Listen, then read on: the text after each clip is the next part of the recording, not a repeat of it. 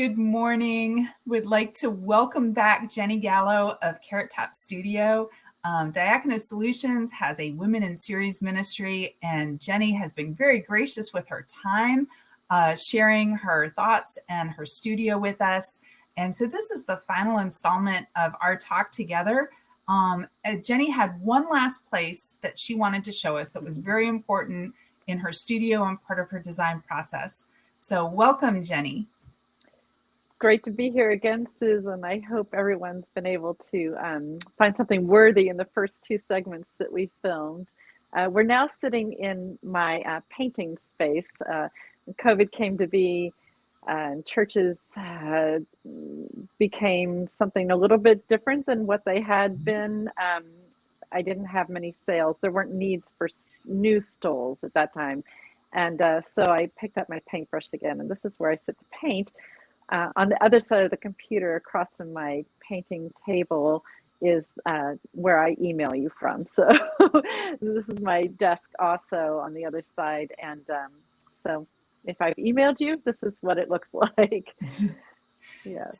So one of the things, so Jenny and I have a common friend, and that's how we met. A friend of our friend in common said, I think you two need to meet. And that's how we started emailing, and that's how this interview came about. But one of the things that I discovered about you is that you created the I'm part of the Presbyterian Church USA. Me too. Jenny is also. She created the stoles for the new co-moderators of the PCUSA Church. But what I discovered is this wasn't the first time she's done this. So can you tell us about that? Can you tell the story of how you came to create? I mean, it's not only how did what's your design process there, but this isn't a one-off. You've done this several times. Like, how did all that happen? Oh, this is a good story. And as you said, our friend that connected us, networking is just a wonderful gift. And the story of the co-moderator stoles falls into that category also. While living in Pittsburgh, the PCUSA General Assembly was due to be in Pittsburgh. I had a good friend who was a pastor, go figure, in Pittsburgh, and he threw my name into the hat. And that's all I know about how that came to be. I don't know the history of the people that did the clergy stoles for the moderators prior to that.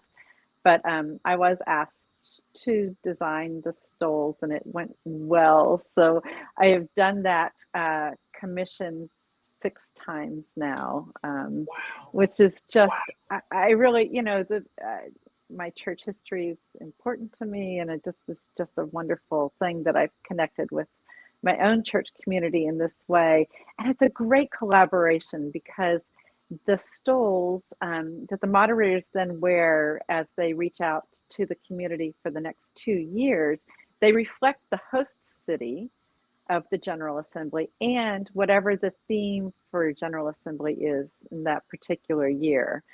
So that first stole wasn't from the host city was Pittsburgh, and Pittsburgh's known for its trolleys. They're inclines that go up and down the mountain. So the stole had a trolley on it.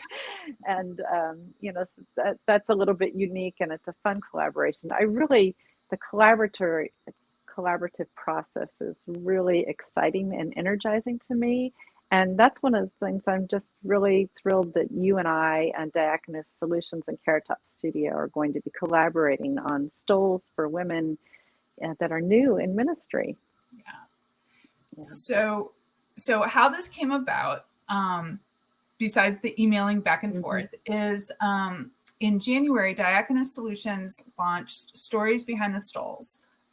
Because it came to my attention that women who are newly ordained, it's expensive. It's expensive to develop a stole collection. And so when you're just getting ordained, you don't have, you don't necessarily have all the seasons. So Stories Behind the Stoles with Diakonos Solutions was taking gently used stoles from pastors who had retired or just decided that they were going to, that stole was ready to go to a new home. Mm-hmm. And I work with women who are newly ordained. And for us, we're considering first 5 years of ministry as newly ordained. Mm-hmm. And we'll ask, we'll match a stole with a woman, and we send that off. But that, you could tell in our previous segments, Jenny has a very strong educational background, and her artistry really does reflect the educational nature of what she does. And so we talked about, is there a way to work with women who might want some new stoles from Jenny's collection? And so we've gone back and forth, like the design process. And so Diakonos Solutions and Carrot Top Studio are going to collaborate with women who would like some new stoles from Jenny. And the process, it's 4 stoles for $600. There will be a tab on Carrot Top Studio website for a form to fill out, and then your name goes on that tab. So we met Stella, the mannequin, in the last segment. So if she were a newly ordained woman, you would have the Stella button. The beauty of this is sometimes people, again, stoles are an investment. And so not everyone can afford the full cost of a stole, but maybe, Aunt Sarah can contribute $25 or $50. And so they can make donations. People can make donations on your button. And when you reach $600, Jenny says, pick your 4 stoles. Right. There's I think only one exclusion, and that's that Jenny is developing some new stoles that are at a higher price point than her usual line, and those will be excluded. But other than that, it's what stoles do you want? What 4 stoles? Whatever works best for their particular ministry, because everybody's ministry is different. And the beauty of that is for every $600, the stoles, every person who does that, Carrot Top Studio is going to donate $50 to Diakonos Solutions for their scholarship fund. So this is the second year Diakonos Solutions has offered scholarships for women pursuing doctorate of ministry degrees.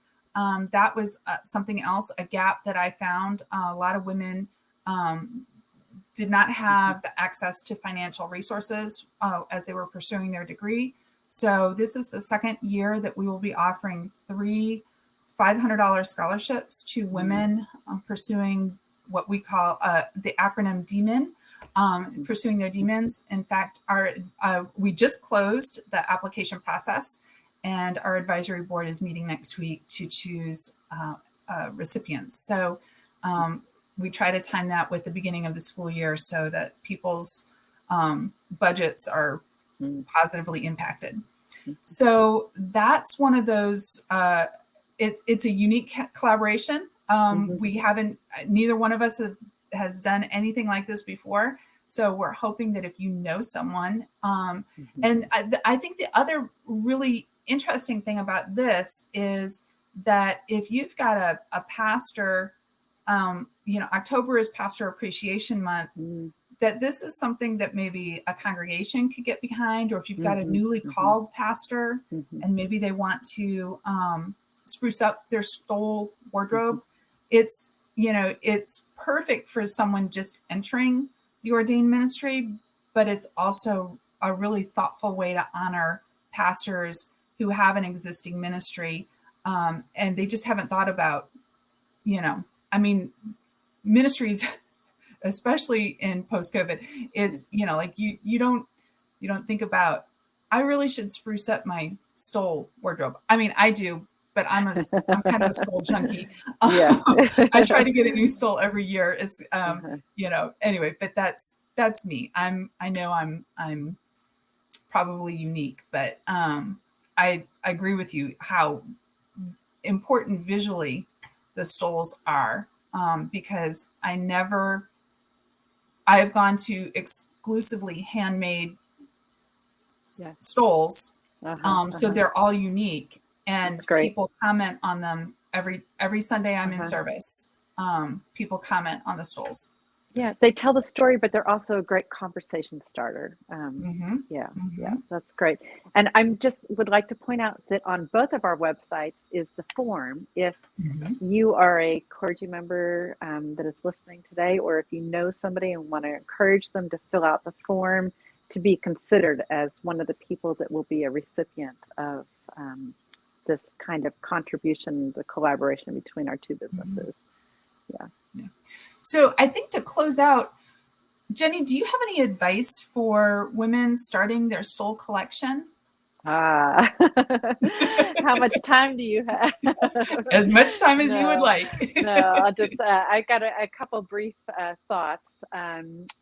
Collect stoles that are meaningful to you, to your ministry, that tell the story of what you're hoping to connect to. Pay attention to how it fits around the back of the neck, across the chest, and the length. Those are all important components. If you wear a robe, consider how long you want the stole to be on top of that robe. If you have to go up and down steps to get up to the chancel, think about how long it is. I cringe at those two long stoles, and will that pastor trip as they're going up the steps? And change your stoles up, especially during ordinary time. It's a long season. Those visual learners, it doesn't make a connection anymore if you wear it too many times or year after year. Had a pastor friend many years ago that he never replaced his stoles after ordination. And, you know, that's fine. It was still a symbol of his ministry and that he was clergy, yet the visual connection is lost, and it's just another tool in the toolbox for clergy. So yeah, go for it. Oh, wow. That is great advice. And one that I had, all of your points I learned, it was a learning curve. It was not, you know, it's through 15 years in ministry, not anything. So that is, I can already see that we're going to be pulling those nuggets out to highlight them. Great. So is there anything else that you want to share with the viewers today? I'm just so grateful that, for this collaboration, and excited for the new young female pastors that may be receiving new stoles. And just I encourage people to fill out the forms, look for the button on the Carrot Top Studio website, and it'll be fun to report back as to how we're doing. It actually will be. I'm looking forward to that. I didn't even think about that. You know, like so often we think about getting it to the starting gate. We never think about crossing the finish line. So yeah, we got to tell some success stories somewhere down the line. All right. Well, we'll have to come back. Maybe we invite stole recipients on with their stoles. That would be so cool to hear how they're using them and how they've impacted their ministry. Thanks, Susan. I think we have some ideas that we're going to have to execute. Sounds good. Well, thank you so much. You have been so gracious with your time and sharing your creative process and your space. It's really unique and it's wonderful. It's wonderful to see another solopreneur in ministry and how they do things. So very grateful. Thank you for joining us this morning. And thank you, viewers, for joining us for these 3 segments. Thanks, Susan, and best regards to your encouragement that you give to the ministers in your community. Thank you. As you say, bye for now. Bye for now.